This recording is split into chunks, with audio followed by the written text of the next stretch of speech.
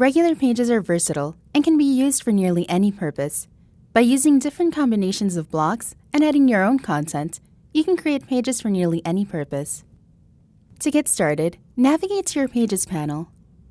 Click on the plus icon and choose Page. Enter the title of your new page.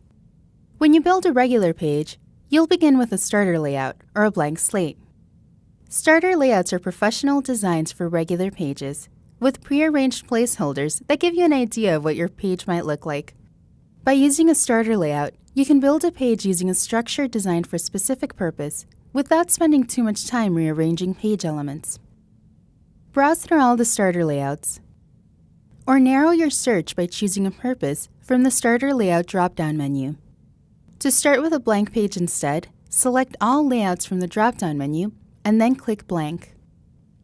Since I'm creating a contact page for our site, I'm going to select the Contact layout. Once you've selected a layout, click Start Editing. The placeholders are blocks. You can add your own content to the blocks, rearrange them, delete them, and add more blocks to create a custom look and feel.